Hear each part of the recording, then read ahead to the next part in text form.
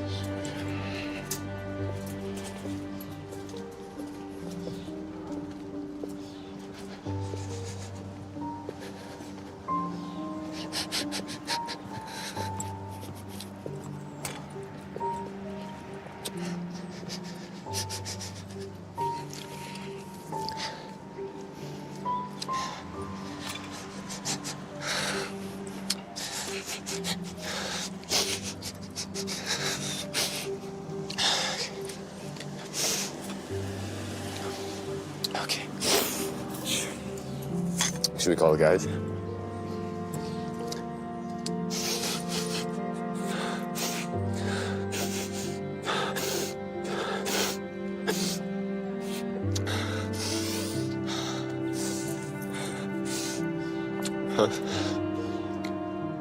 Did you call him?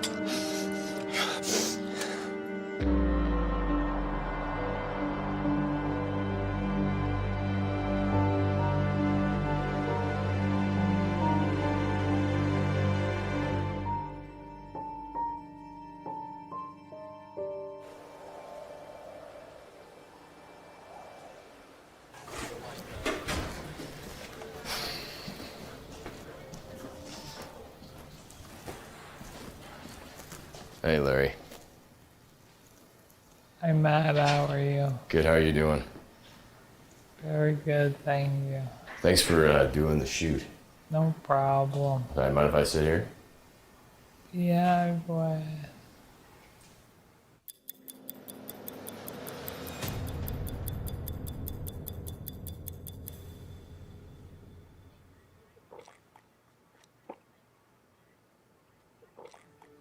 I've had MS since 2000.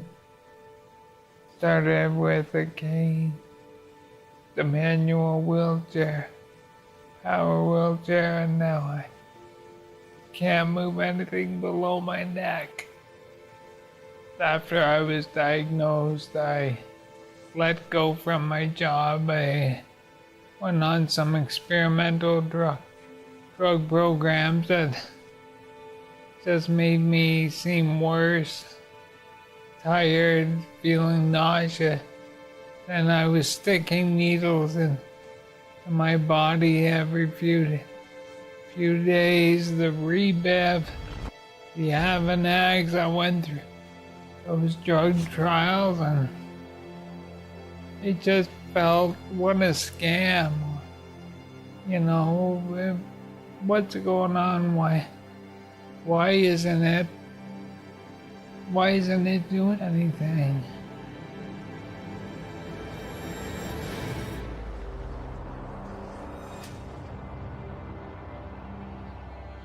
They have so many millions and millions of dollars. Where does it go? What do they do with it? There's nothing to show.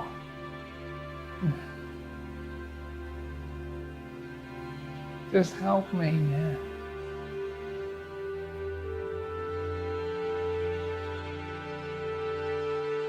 You have to be incredibly tough to fight multiple sclerosis. It's like you've got your worst enemy inside you. I had the overwhelming feeling that life was over and there was nothing worth living for anymore. My legs went numb. And I went basically blind. My only knowledge of MS Was Richard Pryor. I was like, game over. This is on the rise. many MS patients are holding out hope That a medication will be found. This is what it looks like. 1.5 million don't even know that they have it right now. It's a ticking time bomb. MS is a disease where the immune system goes astray and thinks that the brain and spinal cord shouldn't be there and try and attack it. It's a long needle that goes into your muscle. I take Tizabri, Copaxone, Salsa, gabapentin, Medrol. I get these jolts of electrical pain. Producer and director Matt Embry was diagnosed with multiple We sclerosis. believe there's about 500,000 people in the United States, maybe over 2 million people in the world. Young. I've just had a baby. How can I have MS? Multiple sclerosis remains a mystery. No cure exists. I've got one of the most insidious chronic diseases on this planet. We got to stop the lies about illnesses like this. Start telling the truth. How much higher can the stakes be? It's billions and billions of dollars. And yet, the system is set up in such a way that it can be corrupted easily. I was like shaking and crying as I felt so vulnerable.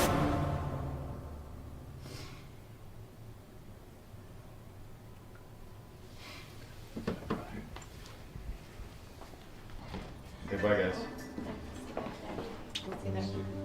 All of a sudden, I get a phone call from my brother that Matt had been diagnosed with multiple sclerosis. And I mean, I literally almost collapsed. I mean, I couldn't believe it. We really didn't have any idea at all until that one day he said, I think I had a stroke. And we said, what? You know, he said, oh, I just got all this numbness and sensitivity on my side and everything. And I knew very, very, very, very little about multiple sclerosis, except that it was sort of bad. I was a nurse before, so it had a huge influence on my image of MS. It was tough the first few weeks with Matthew, because I think all of us didn't know what to say to each other. We were all just pretty shocked and pretty devastated. It was so bizarre to have this feeling that, you know, my older, athletic brother was fairly quickly going to degenerate and be in a wheelchair. It's always a pretty crushing stigmatism around it that just, you have MS and you're done, right?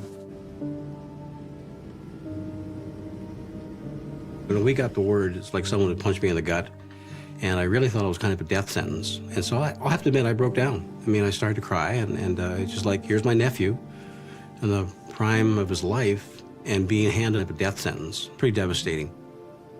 I knew it affects your whole family, and to watch a loved one's body deteriorate and their mind, I think is probably the most brutal thing that can happen to a parent and to also the person that has MS.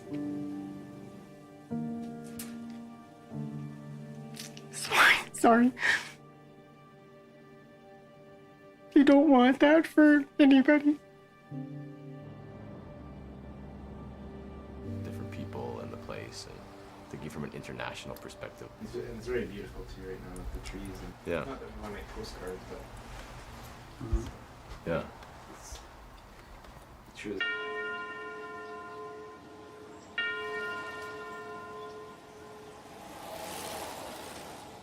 Okay, I'm George Evers, and I'm a neurologist and MS researcher.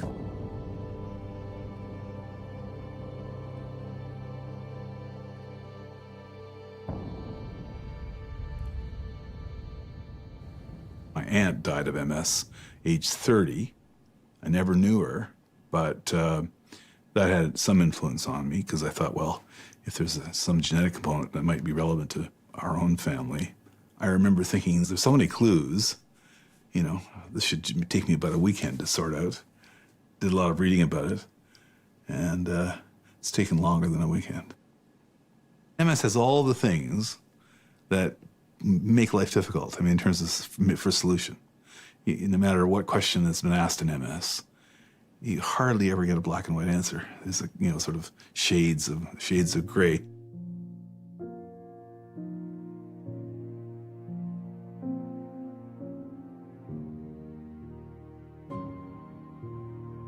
The things that are thought to be important are early life exposures like infections, probably some aspects of diet,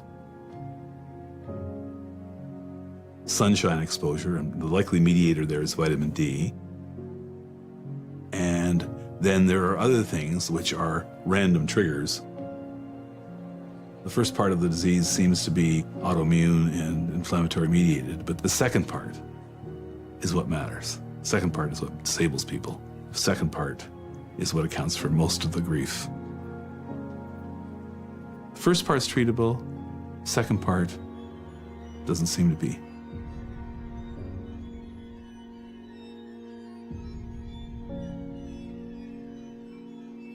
This is the bad part.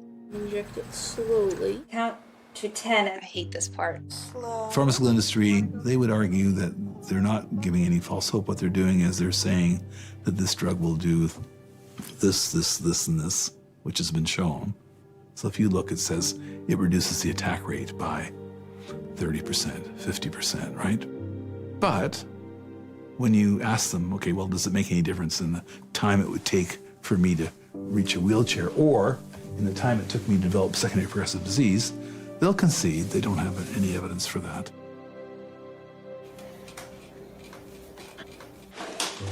So if people get this progressive thing happening, then there's no evidence that any treatment actually makes that better or prevents it from getting worse.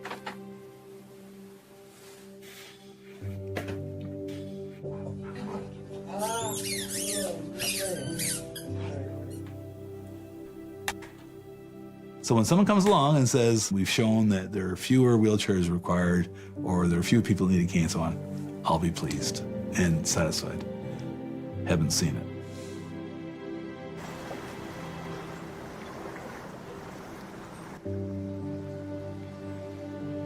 I unfortunately have tried 5 of the 6 FDA-approved medicines, all of which were unsuccessful in slowing my disease. I have hope that the research that's being conducted is going to be successful.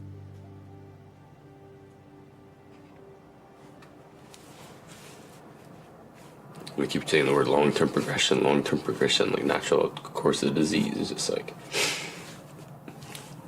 and I just can't help but think, it's like, hey, once the switch got turned on, yeah, I got it. Am I fighting it? Yeah, I'm fighting it, but it's just like, once that switch is on, it's just a countdown. And I just have this wave of just like it's just nothing more than like just staving off the inevitable.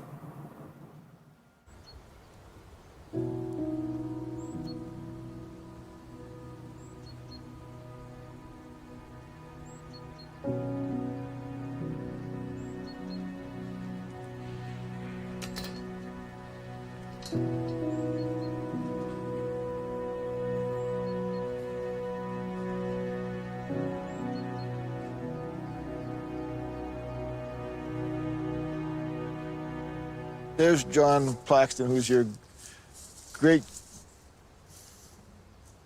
great-grandfather. You see, he was born in 1846, and I was born in 1946. Okay, so he's great-great-grandfather. So who built it? He built this. Yeah, then. Like he created this tomb and said that. Yeah, and then he just kept putting them in as they died until they filled it up with 6 bodies. He's the one who made all the money. My brother said when he died, he was worth, in today's money, $50 million.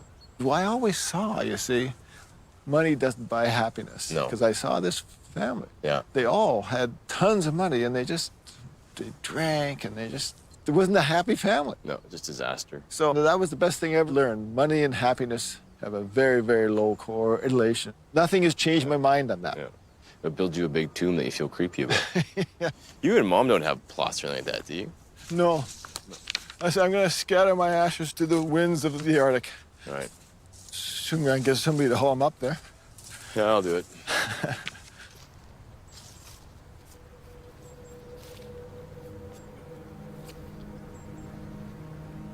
I had assumed for some reason, oh yeah, I'm sure they have drugs, and I'm sure they have a way of dealing with this.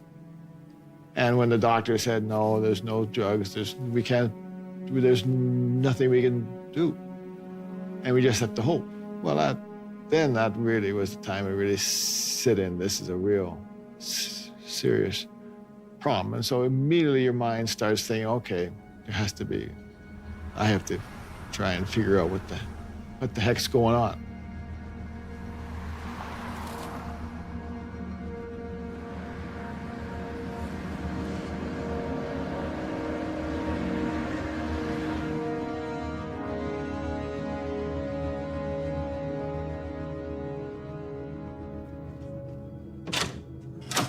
Hello, Doctor. How do you do, man? Good. Nice to see you. Thanks for doing this. All right, our pleasure.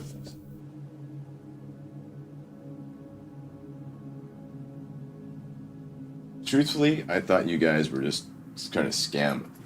It might be a scam if you weren't talking to someone who's been doing brain surgery, legitimate brain surgery for 23 years with an impeccable reputation.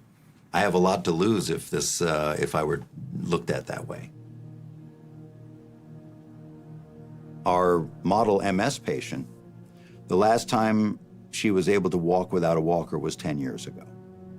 So she came to us for stem cells. I mean, we believe that stem cells can hone in on areas of damage, find them selectively, and repair them, and regenerate them, hopefully. You need to repair the damage that's been done by your own body. I think stem cell work should start with your own stem cells, you being the pharmaceutical industry. You are the factory. The stem cells are taken from the patient's own abdominal fat. So the patient comes in, gets the liposuction, and an hour later, the cells are ready to be implanted into the brain. And what happened? We agreed to treat her. She fit the criteria, and she had her first stem cells implanted back in May of 2014, and she's had miraculous recovery. She started with a walker, being able to walk 1 inch at a time. Most recently, she's walking without any limitation, and she walks at least 25 feet in 1 minute. She's making an amazing progress, and word is she's driving a car now.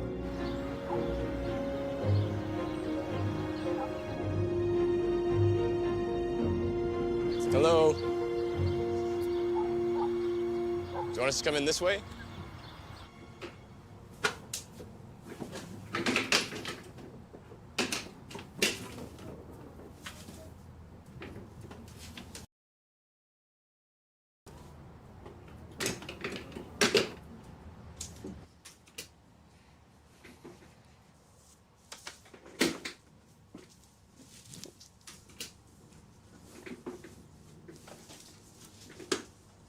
I just got stuck.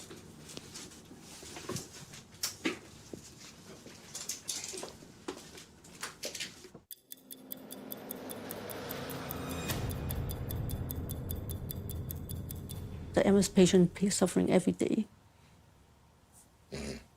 After 10 years, I just felt my legs kind of very weak.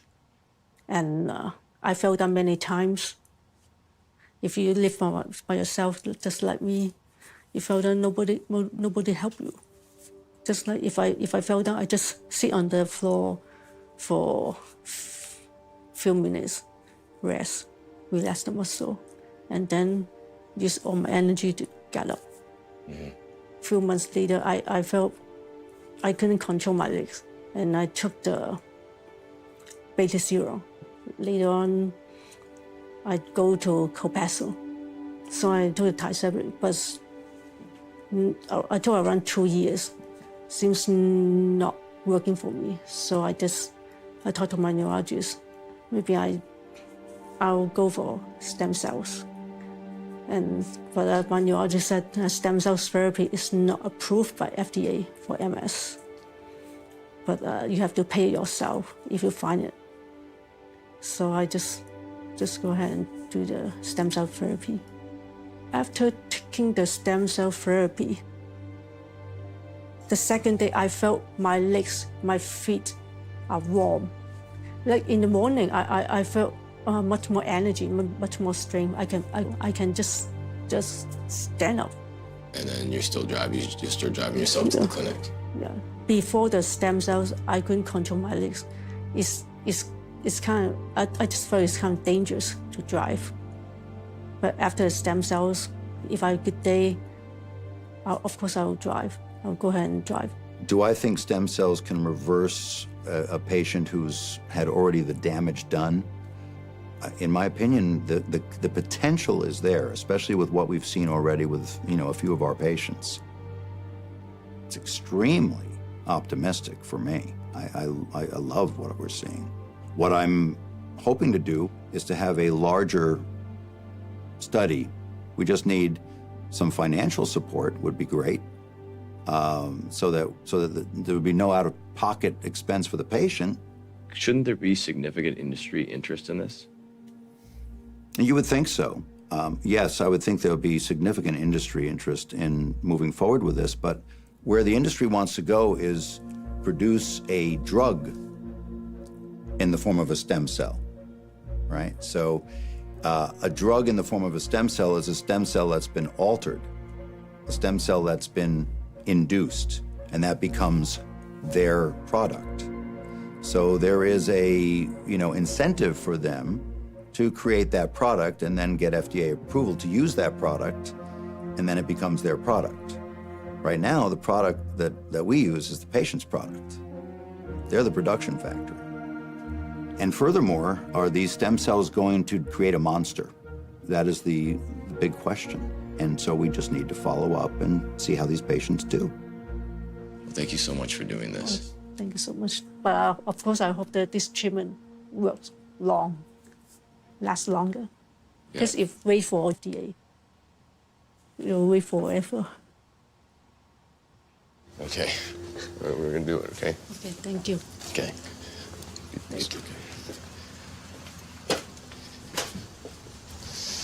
Thank you.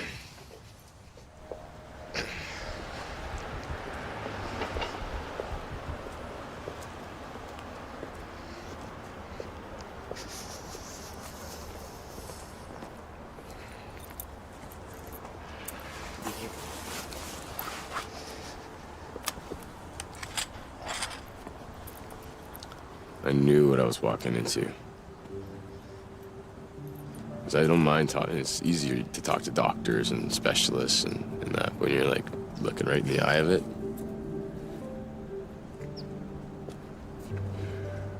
That's the darkness, right? That's the viciousness of the disease, right? I mean, that's tough, right? I mean, we're like the same age and everything. It's just like, Jesus. I leave just feeling sick. Like I leave feeling like I have symptoms. I leave feeling like I'm going downhill.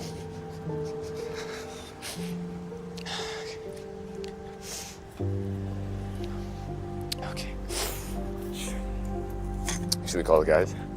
But that's like, for me, it's like that's like the dark place you fear, right? That's that 1-bedroom studio apartment on the ground floor.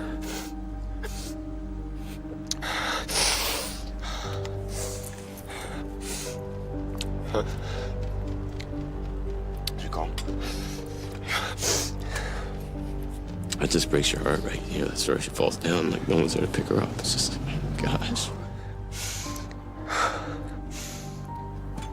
But man, I mean, everything in me just wants to be like, yo, you.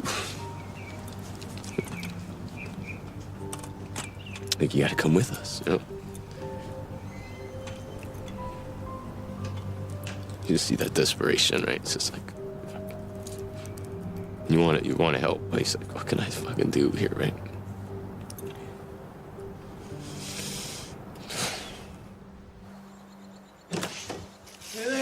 How are you? Good. How are you doing? Good. Matt, good to see you, honey.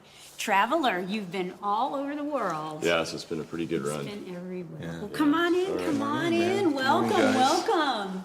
I better turn off my screen. There's some spoilers on the just right. There's some House of Cards spoilers on there, so yeah. It doesn't warrant a response, but if the president or first lady.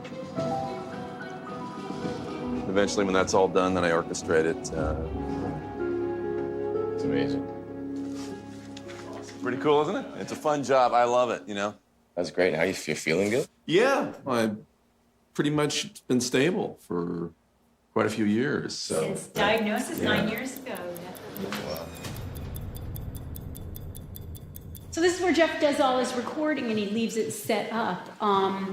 You know, he manages the orchestra right from here. He conducts and he runs the film and, you know, yeah, which has really been great because we get an orchestra in here and, you know, the players love coming out here. It's kind of like a vacation. And what happened? How did you know? Yeah, it was a flare. I mean, it was a real, the same thing. It was actually the numbness thing. Started in the arm, went down to the leg, and by the time I got back I was actually in Austin at a film festival. By the time I got back, it's like, man, this something's amazing. I got to get this checked out, and had an MRI, and boom, there it is, The early years especially were very kind of terrifying in the sense that, our son was still quite young at the time, so I'm a dad, I've got a career, I'm a husband. And I had a lot of uncertainty about what I was going to be able to continue doing because, one of the first things you learn about MS is there's a lot of uncertainty in terms of the type of course it's going to take, I mean, I have friends in their 30s that are in wheelchairs.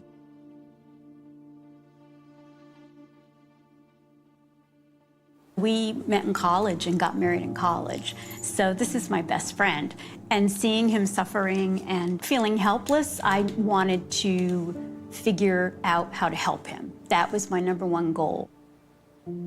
And so that's why I started digging into research, because I think you were going to say, your neurologist really didn't give us anything concrete. It was just, well, we don't know what this disease is, it's incurable, you have it, good luck.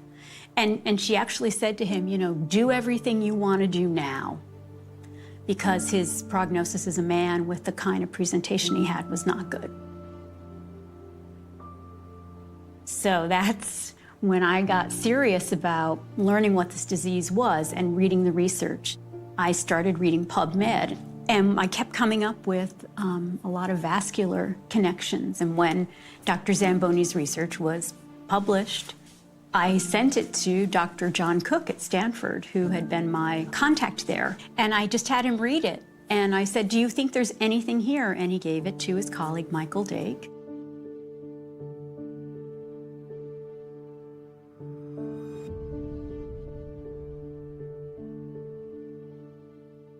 I, of course, had never heard anything about it, was completely sort of perplexed. It sounded kind of outlandish and a little left field, It goes against a lot of dogma and a lot of what we believe to be true in practice of treatment of MS. And I am not a neurologist, I am not an MS doctor, but I've been always open to listening to these things, and we talked about it and sort of held together as a pathophysiological response that we see in other parts of the body. Many places of the body, we deal with venous narrowing, whether it's the legs, the liver, the kidneys, and we're very comfortable with that. We never thought about, could there be similar venous narrowings in the neck that might affect the brain? Why wouldn't there be? Mike Dake said, well, let's just look at Jeff, right? Let's just look and see what's going on. We studied him with magnetic resonance imaging, and lo and behold, what we saw was identical to what was being seen by Dr. Paolo Zamboni. The pictures were almost superimposable. So indeed, he did have venous narrowing of a significant degree. And again, this was sort of to us kind of almost shocking. I mean, how could this, we'd never heard of this, and yet here it was, identical in this first patient to what was shown overseas. It was real. His jugular veins were completely closed off. I mean, we could see that on the MRV, and there was collateral circulation. And as Dr. Dake said, I treat this. This was the first time I had talked to a doctor, really, since I was diagnosed, when they actually saw something and they felt like somebody told me, looked me in the eye and says, well, I can do something about that. When I did go up to Stanford and had the stents put in, it was almost as if somebody turned on the lights. It was very strange. And it's even strange to talk about it now because it was so palpable, but because you're awake during this procedure, and it's almost like as the blood started rushing into my brain, I felt like awake again, and it was so wonderful. He's now out 6 or 7 years and doing very well. It wasn't just him, you started looking at other patients too. Well, we started to examine patients. This community is a very tight-knit community of patients, and they are networked in a very tight way. So all of a sudden, a number of patients were coming to us we were not soliciting in any way. And we started looking at patients, and we found a very high preponderance of patients with similar venous narrowings. And we started treating patients, and we saw very interesting results. So how many patients did you treat? Well, it's a long time ago now. We have not been really treating patients for 3 or 4 years now. But with MS, I think we probably treated approximately 59 patients. And they all had narrowing of the vein? Not every single one. I think there were 2 patients that we did not treat because they did not have what we felt was significant narrowing.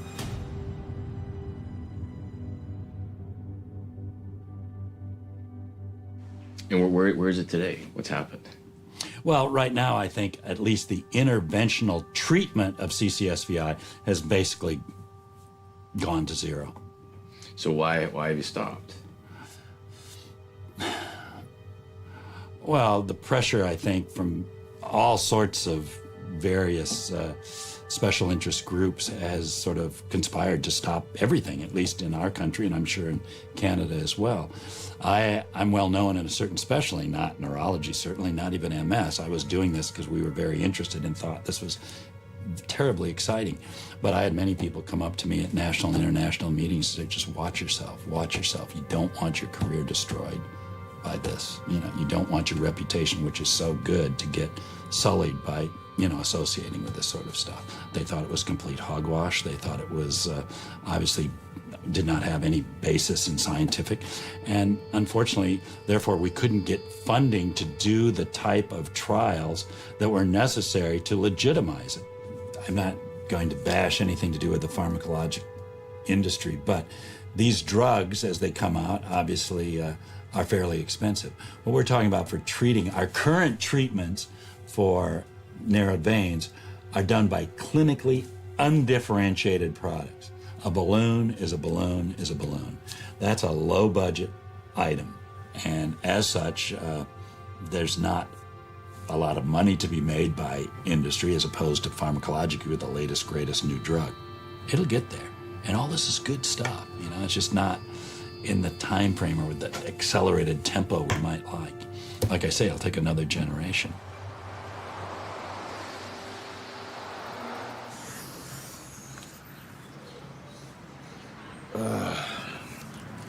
I came in there like my expectation was that we have the answers. I just can't get them out there. No, that's not the case.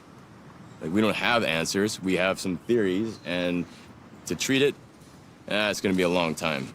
Now, are they chasing it a different way than the current pharmaceuticals and neurologists? Yes. Do I think it's more hopeful in the long run? Yes, I do believe that. But I don't have time. I don't have time. And neither do anyone else with MS. So it's like from now on for the doc, like, fuck it, man. Like, going back, talking with the doctors, we're gonna hear the same kind of thing. What we gotta do is tell the story of get out there and start doing different therapies that may have a positive effect on you, because you gotta try to stop it now. Because if you wait and sit back and hope that science is gonna catch up and the doctors are gonna catch up, you're gonna die, man. Matt, come on in. Behind the scenes. Yeah. Thanks again for doing that. Oh, well, thank you. 5, 4, 3, 2. Well, MS is a disease that affects thousands of Canadians. In fact, some of the highest rates are right here in Saskatchewan. Matt Embry is one of those people who suffers from MS. Matt from Calgary, and he's embarked on a speaking tour to share his story on how he's treating the disease. Matt, thank you so much for joining us today. Yeah, thank you so much for having me. It's great to be here. You're talking about how you're treating the disease. It's been 20 years since you were diagnosed with MS. Yeah. Tell us a little bit about how you're coping. Right, so in 1995, I was 19 years old and was diagnosed with multiple sclerosis.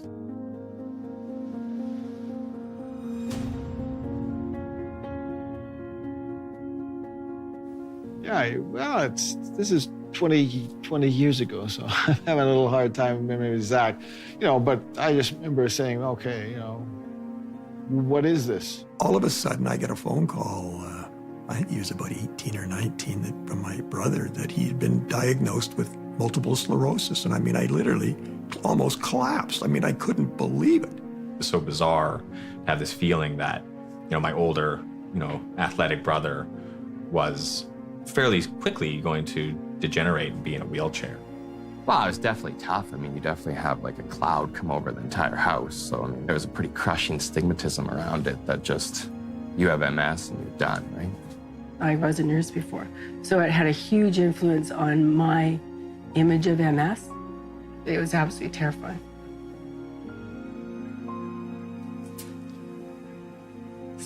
Sorry. You don't want that for anybody. I had assumed for some reason, oh yeah, I'm sure they have drugs and I'm sure they have a way of dealing with this. And when the doctor said, no, there's no drugs, there's nothing we can do. And so immediately your mind starts thinking, okay, I have to try and figure out what the heck's going on. He more just dug right into the science. I mean, like, we largely hit the ground running where, like, his office just became stacks of papers and just, there was something new every day in terms of, like, the research or what to do. And my brother is an astounding guy. Like, he's a PhD in geology, but I mean, he's one of the great researchers, and he just beavers in on a subject of great interest to him. And obviously this was a tremendous interest to him because of his son's issue. So he went to work and he researched every aspect of this, and he settled on diet. Science is it all. And to me, you got to have hard science. That's it. In terms of an illness, well, you want to treat cause. And I thought with the dietary therapies, we were treating cause.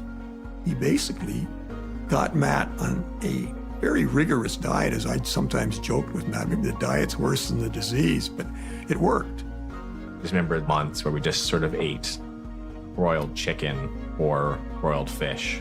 Like, that was it. Like, and like vegetables. Like, it was really cut down to nothing and then sort of built it back up.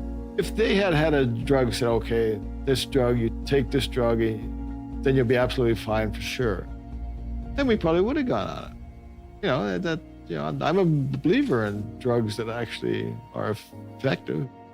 When he was diagnosed, he had a very serious case. And I mean, as a result of what he's done subsequently, it's worked fantastically. And I mean, look at him. I mean, the guy looks like an all-star, and he's been afflicted with it for more than 20 years.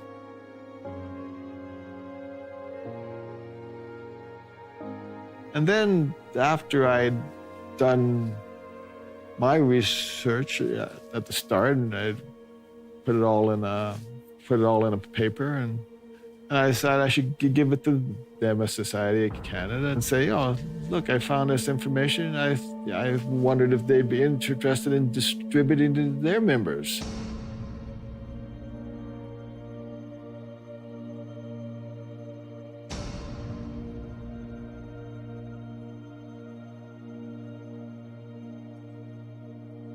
And I was very surprised when they just were not interested at all.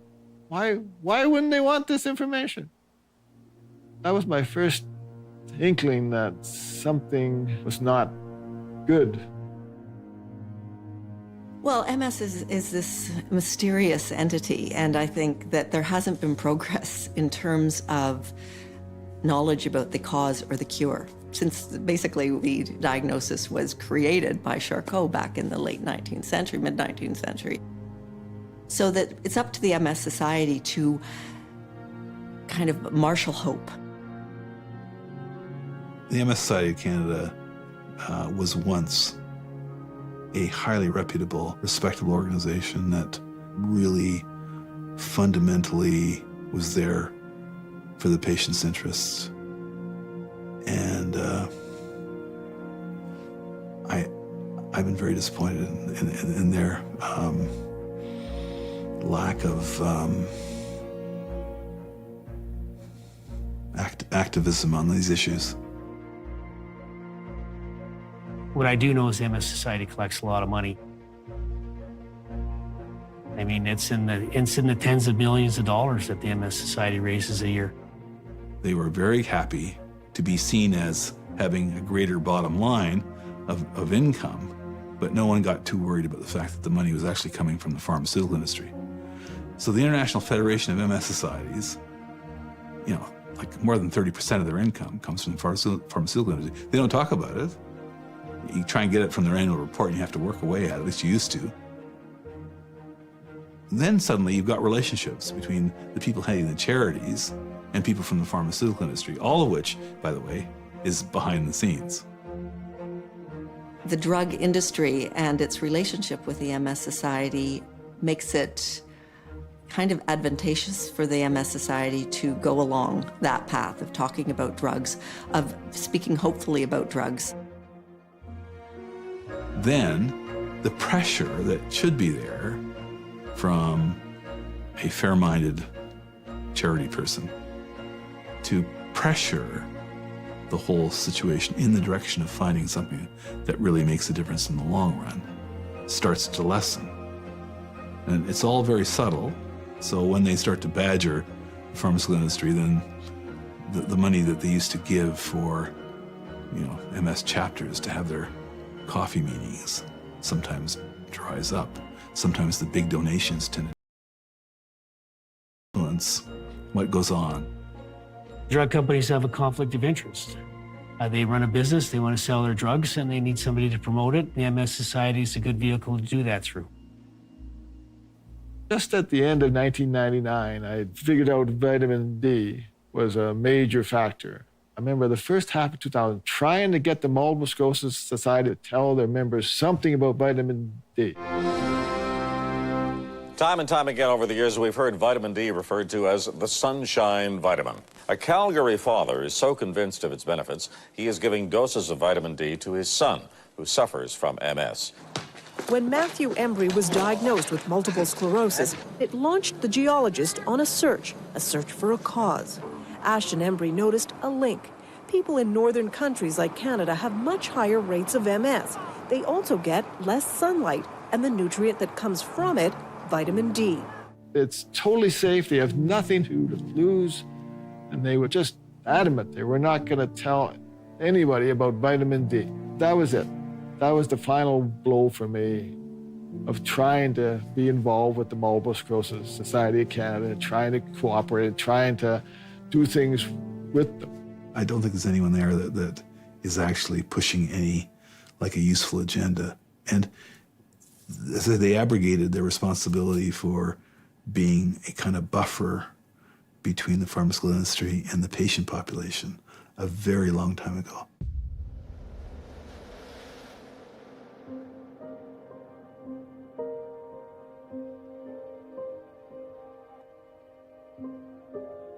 Well, it was more Joan decided, well, we got all this information.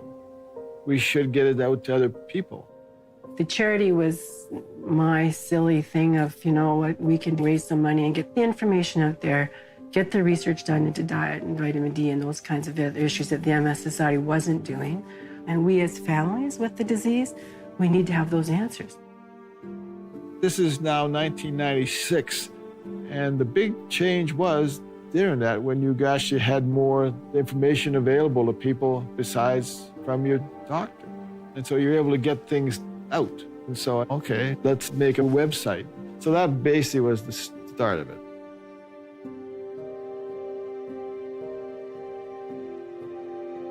My wife has MS. Well, the day I found out, the first thing we did was went on the internet to search for answers. The one website that helped greatly was Direct MS, because we were looking for some solutions now, not, wait for drugs or see a neurologist. I called up Ashton Embry and went for lunch and met some of the other board members, and my wife decided to go on a diet right away. And to this day, it's been the right decision.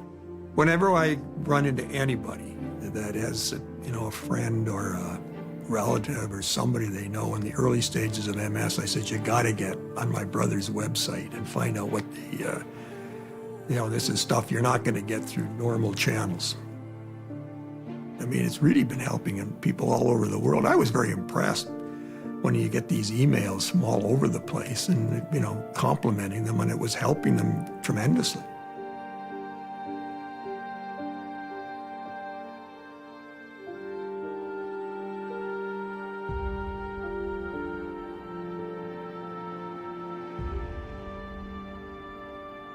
I'm a scientist. Everything I do and anything I tell anybody to do has to be backed by science. And this is information you're not going to get from your neurologist or the MS Society. We did hold a talk back about 18 months ago, and we didn't get much turnout. I think Matt felt bad about that.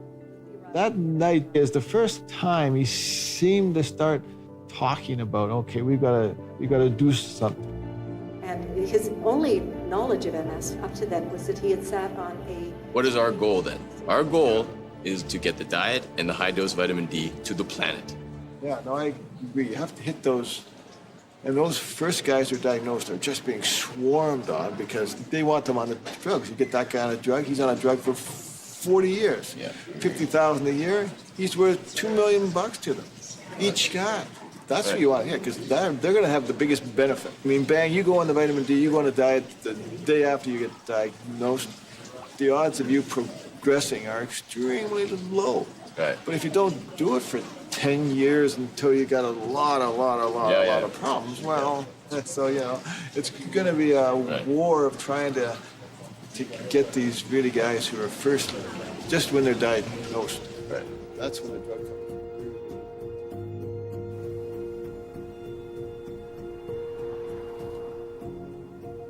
That woman there wants hope.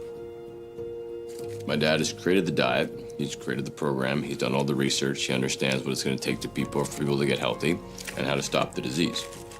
So the only purpose in doing any of this is to get the message out that this is the way.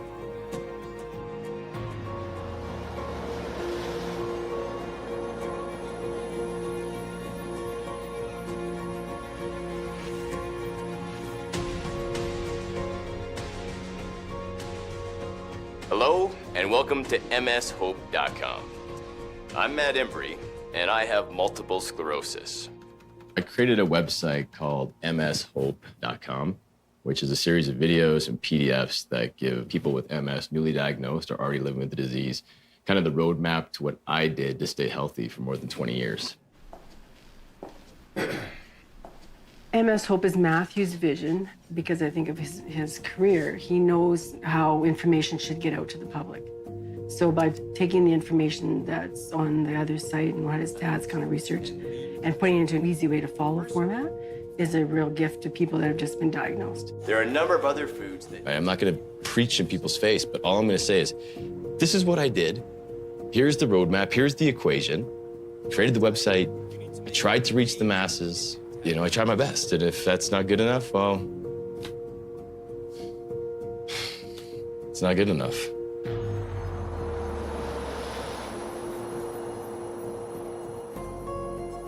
A Calgary man diagnosed with MS is speaking out to share how he has been largely symptom-free since diagnosed in 1995. If I can get out there and spread the message and even change one or two people's lives, then that's what I've got to do. He's sharing how diet, exercise, and vitamin D has kept his symptoms at bay. He also had a procedure to increase blood flow from his brain. That's right, I have had the CCSVI procedure. A few years ago, we're not going to say it's the magic bullet, and we're not going to throw the baby out with the bathwater. The lifestyle has worked so well that he and his father are now setting out on a free speaking tour. My goal in doing the speaking tour across Canada and over to London and into the United States is to create as much awareness as I possibly can. You know, this is quite a change from what we've done in the past, because as a family, we tend to be quite private. I don't even know if all of our friends knew before kind of this recent publicity came about that he even had MS in his past. So this is quite a shift for both of us, and it's not something that I'm necessarily comfortable with, but I'm happy to support behind the scenes.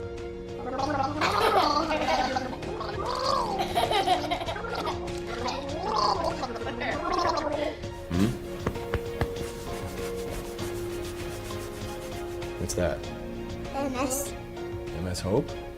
That's right. When he launched MS Hope, we did have some concerns that I know some of the institutions or bigger societies would have an issue because it is drug-free, it is anti the medical establishment. Could they sue him? Could they go after his business? Could they go after us, you know, our credibility? What could they do to us? I am holding a letter that was sent to me from the Multiple Sclerosis Society of Canada, threatening me with a potential lawsuit, accusing me of an infringement of the Multiple Sclerosis Society of Canada registered trademark. Furthermore, they have a right to seek temporary and permanent injunctions as well as damages. When I started writing about alternative ways of dealing with a MS, of managing MS, this is way back in the 1970s, I came up against the MS Society of Canada. And they were beyond abusive. I mean, beyond abusive. They threatened me with all kinds of things. Now, had I been a member of the medical community, they would have had me struck off. I mean, there was no doubt about it. They were in for blood. I have to admit, I was a little surprised when he got a cease and desist for a website that isn't trying to make money. Please respond via email within 7 calendar days, indicating your intention to cease and desist the use of the MS mark or confusingly similar trademark. We hope that this issue may be resolved this way, so we could avoid further legal remedies. Which blew my mind again. I think, why wouldn't the MS Society be really excited about, here's a good website that might be of real value and help the people with MS? Well, it's difficult enough fighting off the effects of multiple sclerosis. Now a Calgary man is finding himself in a battle with the MS Society of Canada. Matt Embry says diet, exercise, and a controversial medical procedure has allowed him to stop taking the usual MS medication. He wants to share his story with the world through a website. The problem is, the MS Society says his logo is too similar to its own. He has since received a letter from lawyers and has taken the site down until further changes are made. They're focused on the wrong thing, man.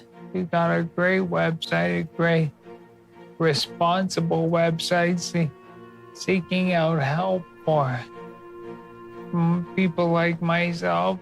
We're gonna have to change the logo and the color scheme up top in the header. We have to go through some of this content and change that as well.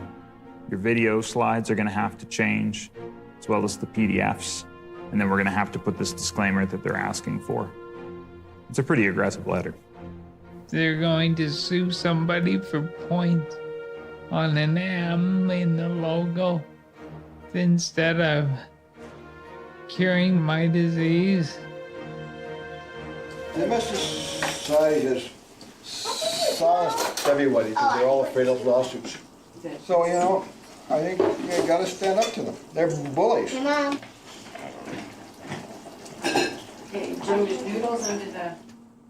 What happens is that they want to rubbish you, and they do a very good job of it. I have to say, they're Goliath. They have power and money on their side, and they have magazines and influence and so on. And, you know, you're just an individual person with MS.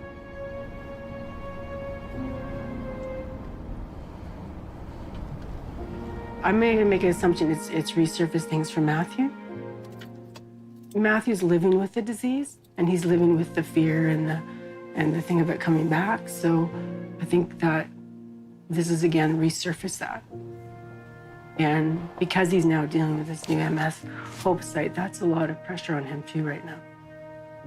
Well, it's like I have two options. I can just totally stop this whole thing.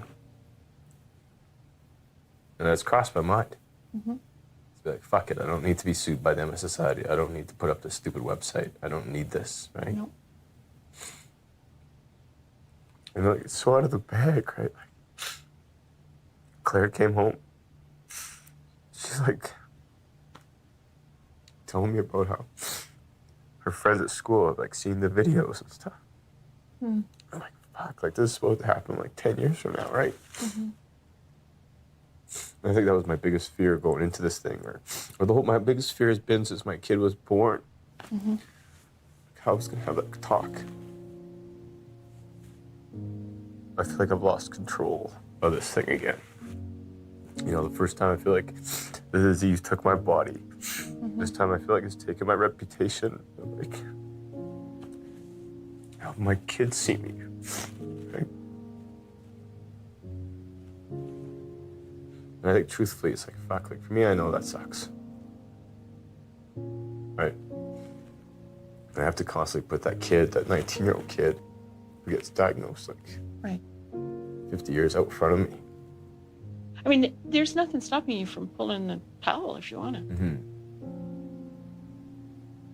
I agree. Is that what you want to do?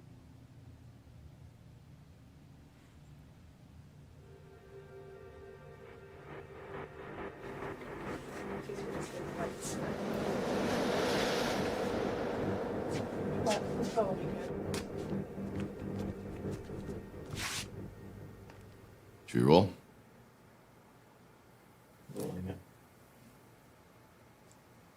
Hello and welcome to mshope.com, a free resource of information for people affected by MS.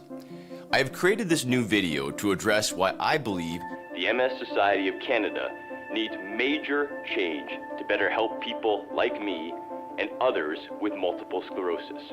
I do not believe people give to the MS Society of Canada to hire expensive lawyers to threaten people with MS. How am I doing? It's okay? You get rushed, but then you recover. Okay, we'll do another take, right? This is the MS Society of Canada. This is a society that was created for people with MS, to defend us, to represent us, and to find us a cure. And given that only 16% of their revenues are spent on researching a cure for MS, I question who this society is truly for. A Calgary man diagnosed with MS is speaking out tonight. He's accusing the MS Society of Canada of not doing enough to fight the disease. He posted a video on his website pointing a finger at the MS Society of Canada's practices. Embry says from 2010 to 2013, of the $211 million in revenue, the MS Society of Canada spent just $32 million on research, only 16 cents of every dollar donated. Well, in the first half of the hour, of course, I was talking with Matt Embry, and he was talking about how he has dealt with his MS. And I have received a number of texts and emails, thank you very much, but also Matt Embry was very critical of the MS Society and where the dollars go. So I have invited Daryl Gregory, he's the director, MS Society of Calgary, to join me to give me a little bit of details here. Hello, Daryl. Hello, Angela. Is Matt Embry correct when he looked at the Canada Revenue Agency recordings and found that 16% of every dollar, that's all that had gone to research? Well, no, he's not correct, actually. Matt paints an incomplete picture of our research investment and our fundraising. It doesn't take into consideration the research funding that we invest through the Multiple Sclerosis Scientific Research Foundation. So what percentage then, with those new figures, would be going towards research? Good question. Good. I don't have an actual percentage, Angela, and I could get that for you, but I just don't have it with me now. But I can tell you, for example, if we break it down to Calgary, and if we want to talk about salaries as well. Last year in Calgary, our chapter contributed $585,000 to research. So what was that a percentage of your overall budget or donations? Yeah, so our budget in 2014 was about, well, to tell you the truth, Angela, I'd have to dig that up. To tell you the truth. I don't have our budget for 2014 right in front of me. It's unfortunate, Daryl, only because I think you knew I was going to talk to you about his criticism about where the money goes and not enough goes to research. So I don't mean to put you on the spot, but I thought you'd have those numbers. Well, I do have the overall numbers for research, but and services, but I don't have the overall budget. How much goes right to actual salaries and programs? Yeah, it's unfortunate because my producer knew that this is what I wanted to ask him. So he just had the researching numbers, and I would like to get more than that. Why do you say that, well, it's research, but we're giving it to another foundation? That's when people become very cynical of big charitable organizations. I'll throw it out there again, though, 7:30 tonight, free conference, Coast Plaza Hotel, mshope.com/tour, or you can call a number, and don't worry about writing it down, just go to our webpage.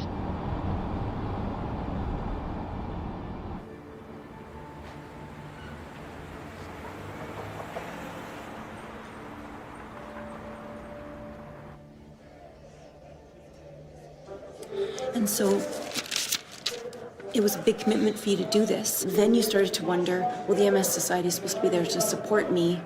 Have you ever had the opportunity to speak with them and have them say to you why they don't support that or why they don't? No. Yeah, they don't want to talk to you? No. Okay. And this has always been the biggest question. I think I'm always curious why they haven't called me to understand why someone with MS is doing so well and getting vocal.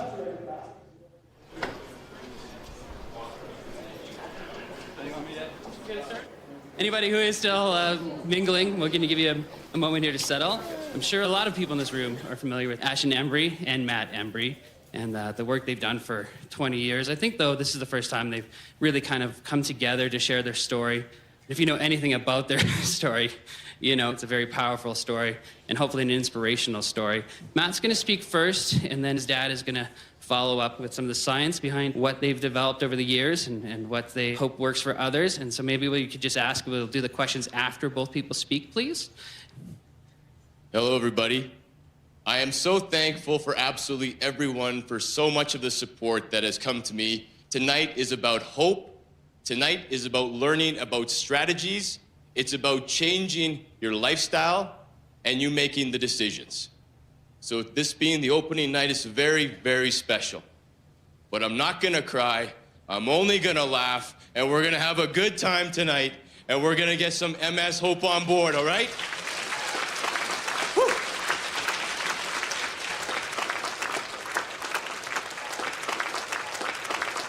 So, I'm going to talk about important strategies to help keep MS well controlled. This is information you're not going to get from your neurologist and your friendly MS society. I was diagnosed 12 years ago, and my doctor, my neuro, said that I would be in a wheelchair in 5 years if I didn't start on the drug therapy. I changed my diet. I was recommended to diet, so I went and researched it, and I've been doing lots of Googling ever since and found all sorts of things. When I bring this up to my physical therapist or my neurologist, I was met with some dissatisfactory answers. I have fired 4 neurologists because they all tell me to eat from the 4 food groups. People in my farming community between the ages of 30 and 50, we are in wheelchairs, we are obliged, we are in nursing homes.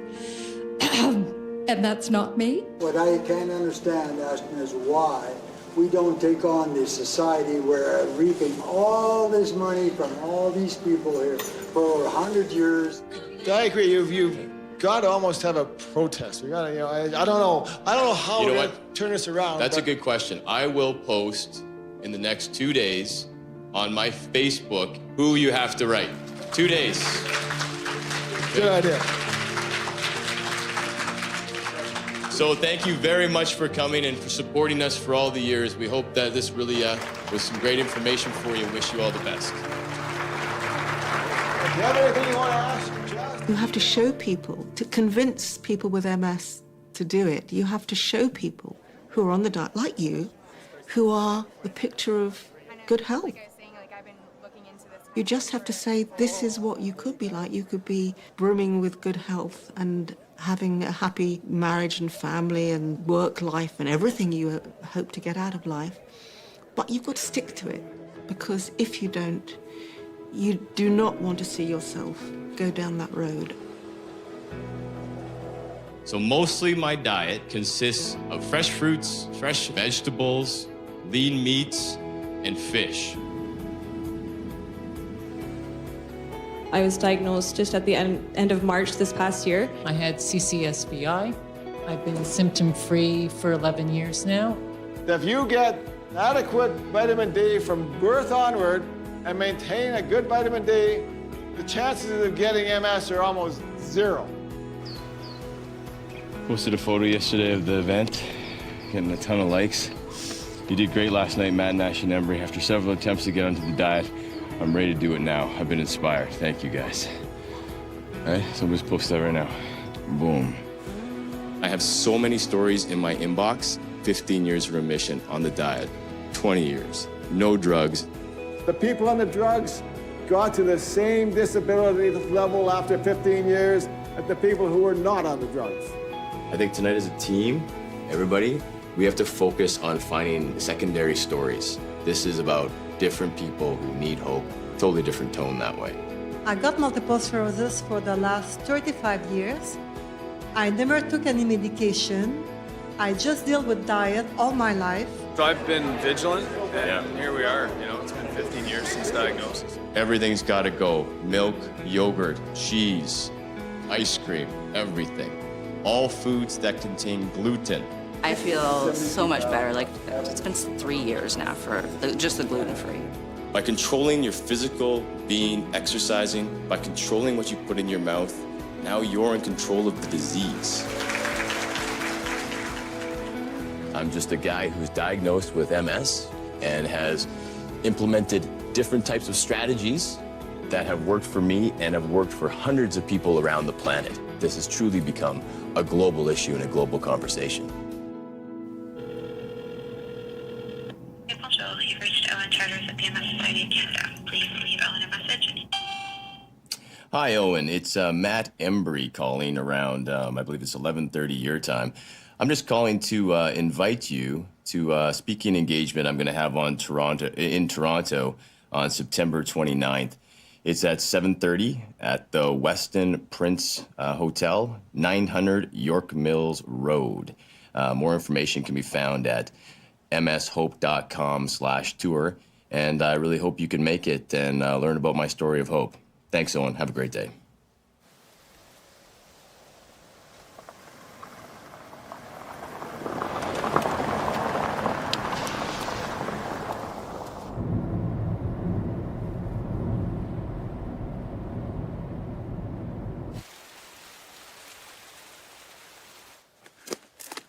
So do you enjoy it more now that you're out here? Oh, yeah. Absolutely. Yeah, I built this whole thing right to the road. Really? By myself. Yeah. It took me quite a lot of time, but there's some nice sunflowers here. But so what I tried to do, and some people have noticed it, so like it's got a little slightly different construction. I was trying to make the post kind of like one of those Inukshuk things. Oh, right, Yeah? right. So Yeah, that's I the see, idea yeah. of this. Yeah. Yeah. Yeah, I can see it. For me, one of the chronic dilemmas has been how much to say and when.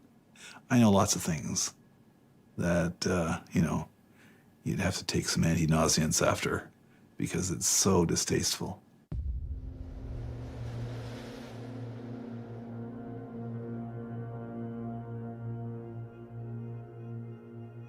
How much higher can the stakes be than this? I mean, it's billions and billions of dollars, and yet the system is set up in such a way that it can be corrupted easily.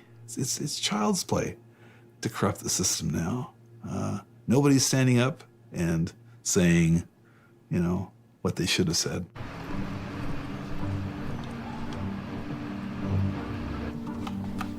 That's good. Okay, so we've got half an hour, boys. We want to be rolling by 3 o'clock. I watched this whole story from the very beginning. Like I was one of the investigators that was contacted at the very beginning when the interference trial was planned in 1986, 87. And I was the principal investigator of the Serono study with Rebiff. I basically wrote the paper for the first interferon study. And I fell out of sync with things when I couldn't get the pharmaceutical industry to do the studies that were really needed, which is looking at long-term outcomes, where you reached a point where something really important was happening, like the development of progressive disease. We couldn't get them to do it. I mean, I can tell you that, a couple of them told me, frankly, like, why would we do this? We're selling lots of drug. We're making lots of money. Doing that study can only be bad for us. If it shows that it does work, then we'll be right where we are right now. If we show that it doesn't work, we've lost the whole ball game. People accuse me of being against pharmaceuticals, but this is not true. If there was a drug that convincingly demonstrates to significantly slow long-term progression, I would probably take it, but I haven't seen it. There's almost no evidence that any of these drugs make a difference in the long term. What they do very cleverly is leave the impression that it's going to make a difference in the long run without actually saying so. That's where the controversy began, because when pressure was put on them 20, 25 years ago to carry out the studies and make them longer and reach harder outcomes, let's say time to needing a cane to walk, the Food and Drug Administration were the only ones that had the power to enforce this. All they had to do was say, okay, you don't get the long-term outcome, no approval. And there's nothing more motivating from a pharmaceutical company than to tell them they're going to have their license for the drug jerked if they don't comply. They never did it.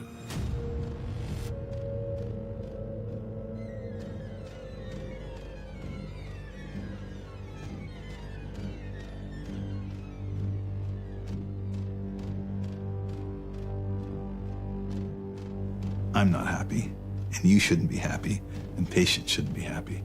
I wonder why MS patients are injecting or swallowing MS drugs that may cause serious side effects or even death, but have not been proven to be effective in the long run. It's hard for patients to ask those questions. You know, it's where the physician is intended, for the most part, to step in.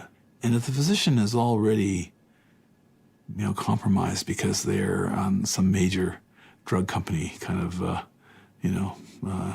income stream, it sacrifices or impairs their ability to do this well. In the United States, for example, the New York Times had an article a few years ago about how many physicians have a financial relationship with the pharmaceutical industry. It was over 90% in the United States, over 90%. And why do taxpayers around the globe pay billions of dollars for MS drugs that have been demonstrated to have no long-term effect? You follow the money. You always follow the money. And you find out that somebody who is being relied upon to deliver an objective assessment of whether or not this drug is showing a useful effect is also on the take in a big way from the institution that stands to gain the most from there being a positive effect, i.e. the pharmaceutical company, right? Get ready to hear the side effects. Back pain, blood in the urine, burning or stinging of the skin, continuous uncontrolled back and forth or rolling eye movements, decreased sexual desire, difficulty with moving, ear pain, fast breathing, irritation of the mouth and tongue, loss of appetite, menstrual pain or discharge or changes, menstrual pain or changes, muscle pain, painful cold sores or blisters on the lips, nose, eyes, or genitals, sensation of motion, usually whirling either oneself or of one's surroundings, speech problems, vision problems. Jesus. So that's Capoxone. It's unbelievable. And then here's the other one. What are you looking at? That's bad, man. Especially if these didn't work. There's interferon. Headache, increased sweating, lack or loss of strength, nausea, sore throat, stuffy or runny nose, unusual tiredness or weakness, vomiting, double vision, seeing double, weight gain.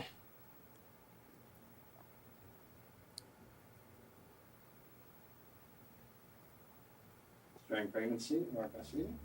No, let's just stop it. It's too depressing, man.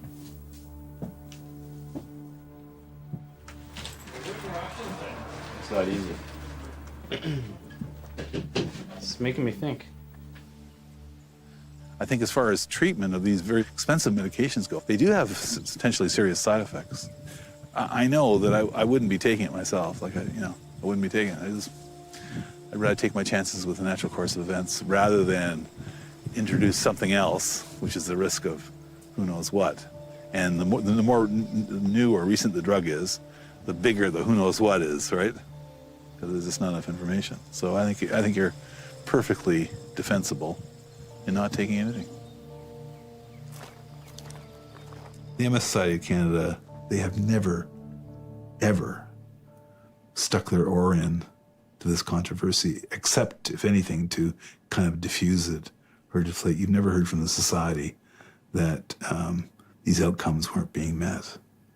And you should be hearing it from the society, right? Or they should, at the very least, be supporting people who are prepared to stand up and say this.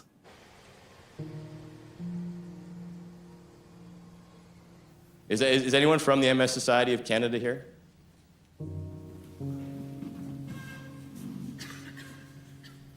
Pardon me?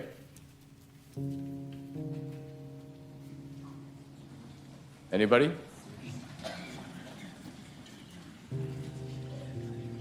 No. No.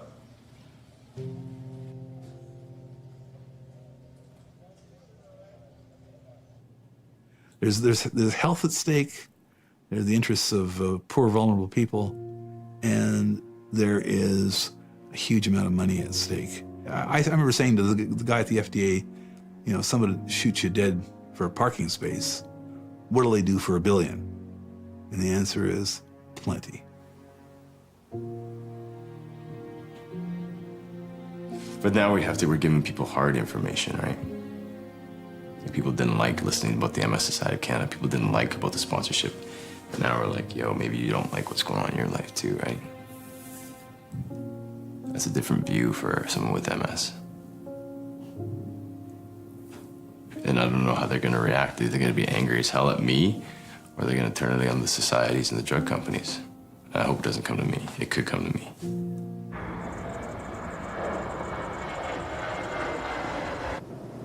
The number of MSers in wheelchairs, walkers, and canes has not declined. It's the objective measure. So what is going on here?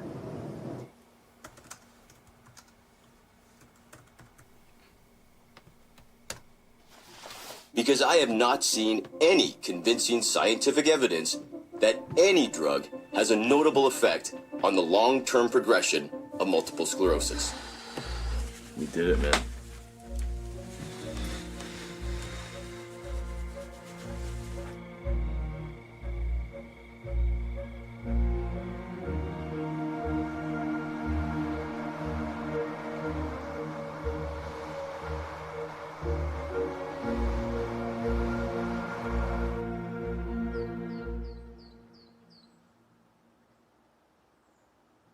They're not going to let you keep saying what you're saying without trying to squash you. If you're right and you show them that you're right and you show the world that there's other ways of taking care of this without medications and, you know, this whole thing has been smoke and mirrors all these years, you're an enemy. I mean, that's just how it is.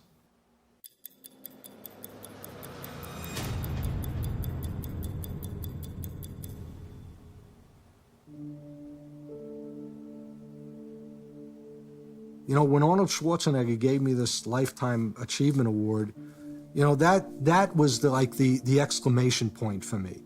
It showed me that the fitness world is listening, and all these young guys that are healthy are looking to me and saying, if this guy can do it at his age with MS, we can do this and we're healthy. So am I doing the right thing? For me, yes. I'm the founder of the MS Fitness Challenge, which is a charity to help people with MS nationwide and soon worldwide to get connected with trainers and to be able to conquer the disease through fitness and health. I've got people with MS from the UK, from Canada, from Australia, from even places like Slovakia that are saying, could you bring the MS Fitness Challenge here? Well, the MS Society has branches all over. Why aren't they embracing what we're doing to say, okay, well, we're doing research, you're doing fitness, let's merge so that we can help you to reach those people? No. Instead, they're saying, your competition? I mean, where's the heart to help people with MS? I don't take meds, but I mean, I'm not a doctor, so I don't tell anybody not to take meds. I mean, it's stupid. You can't go around telling people, don't take your medication and just do what I'm doing. But over this time, you know, the symptoms are still there. This side is numb. Like, you could stab me in this arm. I don't feel it. This leg still drags. I mean, I get in and out of the leg press. I put 1,000 pounds on and leg press it and then crawl out. So I still have all the symptoms. And I eat unbelievably well. I mean, I don't eat junk, I don't eat gluten, I eat really, really clean. My symptoms have progressively gotten worse. Right.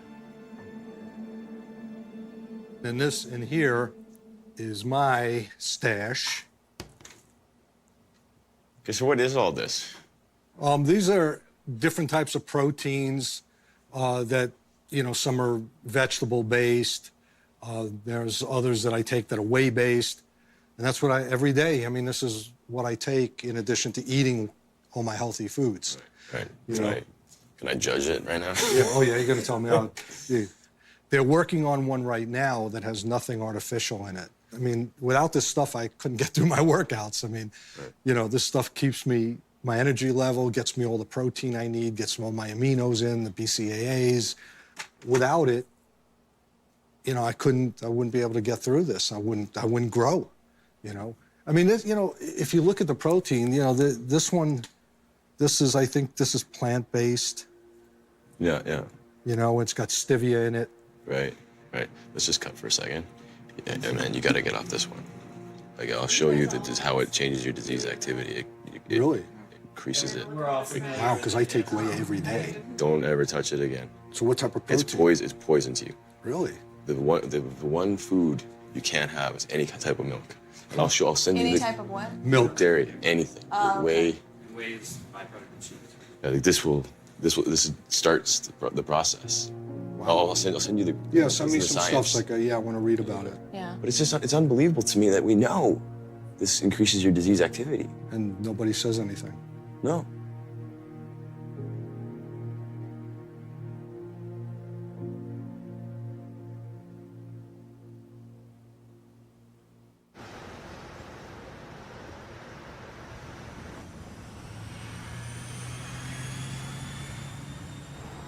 Tomorrow we're gonna meet Judy Graham. It's a big deal. She's a huge mentor. She's in my mind, she's the godmother of MS diet, right? She's the first person who punched out the book on how diet can change your ways, and she's been connected to our family the whole ride up. And my dad wrote for her magazine that she put out for years, and huge inspiration to me. Like, if there's one person on the planet who's been the inspiration for this whole thing, it's Judy. So the fact she's here and the fact we can actually meet her is amazing. So I just really hope she's okay, right? Because how she is going to be how I think I'm going to end up. So it's been 20 years, man, since I read her book, so I'm still good, but I want her to be good too.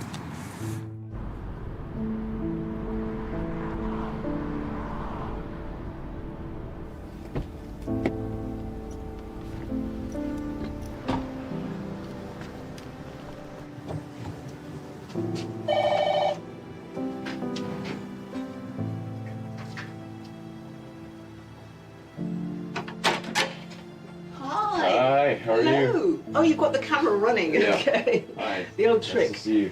Matt, you're the handsomest man to come into my flat. Oh, no. Thank you.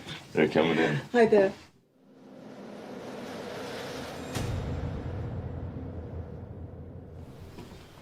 Yeah, so I created a website that it's got 4 videos on it that kind of tells people how the diet, exercise, Sure. Fabulous. and like downloadable PDFs. Oh boy, you really are the next generation, Matt. It's so nice. It's a sort of feeling of being a relay runner, you know. Right. And although I haven't handed any baton to you, it's feeling a bit like that because some of the things you're saying are sounding a little bit familiar. So I still feel that people like you and I are swimming against the tide.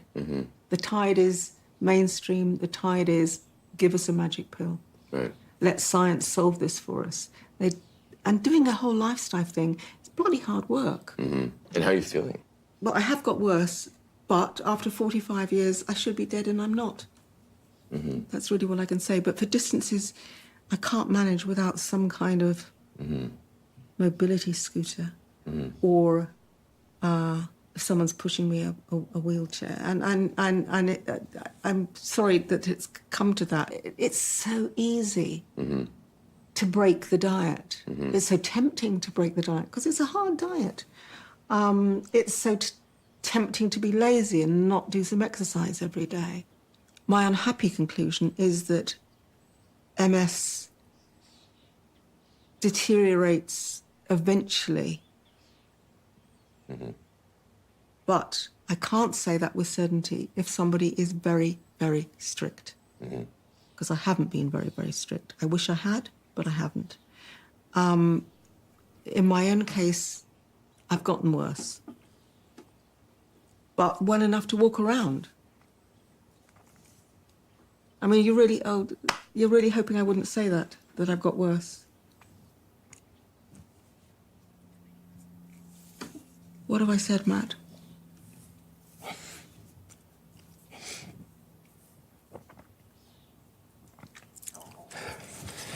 Sorry. What have I said that's upset you?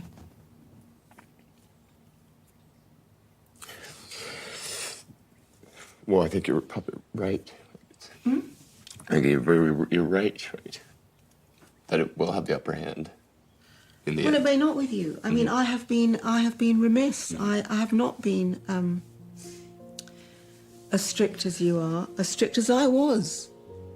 I've wavered. I've been very human. I've been, a weak human being about this. And one part of me says, stick to the diet,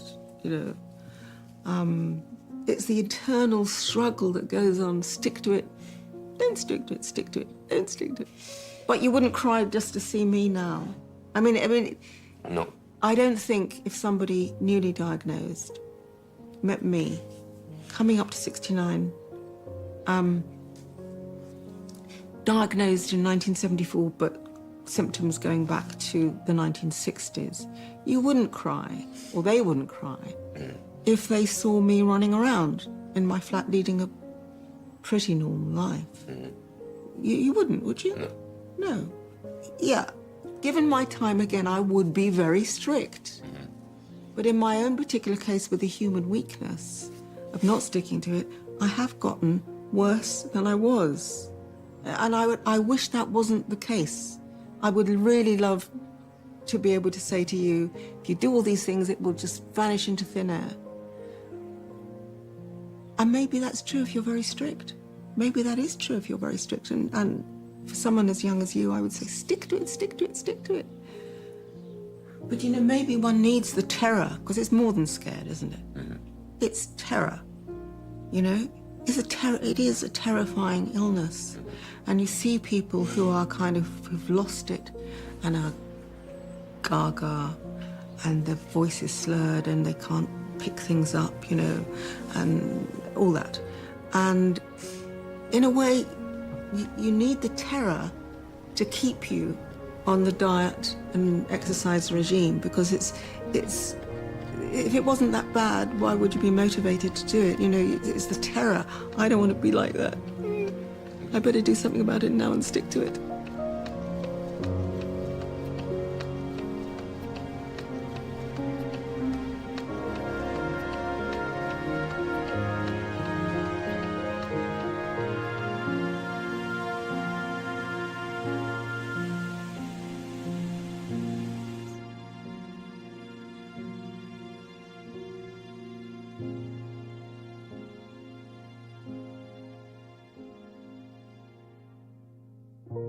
My torso just can't hold me up.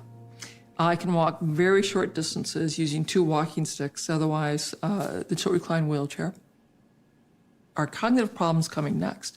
Will I be having to face an early dementia? I'm going downhill.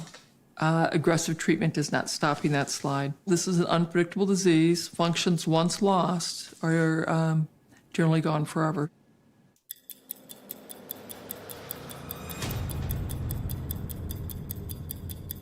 Then in 2002, my Cleveland Clinic neurologist, he said, I want to check out this work by Dr. Ashton Embry. He has a very interesting story helping his son out with diet. And she emailed the webpage to Direct MS Charity.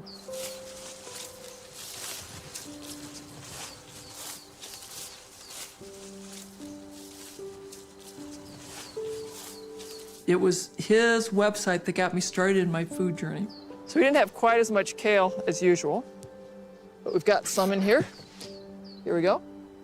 And so we come out every morning and take out a bunch of kale, add it to our smoothies, or we'll use it for cooked greens. So I got home, I read through all those papers, and I thought, well, this is pretty interesting. So I went back to the internet, started searching, and eventually, it took a couple months, I now had a list of foods that I should be stressing in my diet. So I had these list of foods, which I now have organized into the green sulfur color.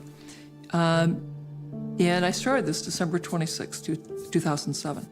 The month after that, I'm driving my wheelchair over to the staffing office. I take a cane over, and I'm able to walk between exam rooms to see the patients. And I wasn't exhausted. And I also had to note that in that month, my brain fog was just melting away. The month after that, I don't even need a cane. 3 months later, I can walk even uphill without a cane. Hadn't done that in years. I don't really know what to think of all this. I don't know if this is temporary, I don't know if this is permanent, but I know that recovery is not possible, but I'm walking around. And then, probably 3 weeks later, and I decide, it's a beautiful day, and I wonder if I could bike again. Put on my helmet, lay the bike down, step over it, then pull it back up. So, okay, and I push off. I'm a little wobbly at first, and then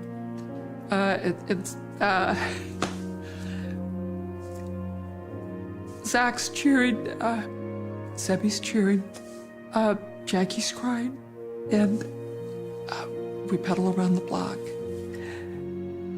And that's when I know that nobody knows what might happen. This really is the miraculous moment when I realize that recovery is possible, and that if I stay on this path, diet and lifestyle, who knows what might happen another 5 or 10 years, that I might get better, very close to normal, or not. But the prescription that it's only downhill is not correct. Okay. We're gonna hit a lot of people with this one. This will be very good. Yeah, I think so. Creating health is about diet and lifestyle. It's not about drugs. It's about diet and lifestyle. That's what got us unhealthy, and that really is what can restore our health and vitality.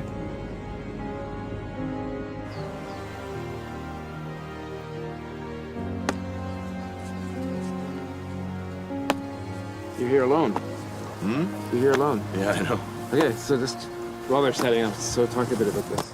Yeah, I mean, this is the set that was used in Field of Dreams, and I shot a film here about 8 years ago about W.P. Kinsella, and absolutely fell in love with the place. This would be arguably my favorite place on the planet. That's really... Yeah, but it's pretty incredible, huh? It really is. Wow. The way they preserved it and everything. This is amazing, because it's 20 plus years old now. I know. And did you see there's even the mailbox there, you put the $20 in. Oh, I see. So it's just donation. Because I was surprised when it said this is free. I thought, what? Yeah. What a fantastic attraction. It's free. Right. How can that be? But it's just like the movie. So on the weekends, you'll see that whole strip there, all the cars will come down there, up in there. Oh, of course, yeah. And they put their $20 in, everybody plays catch. Wow, that's something else. It really is. They've done it well. I agree. They've really done it well. It's good to see if they're going to do something like this, do it well. Yeah. And they have. That's very neat. All right, let's do it. Yeah, people are always shocked when I tell them it was from a novel by a Canadian author from Alberta. Right.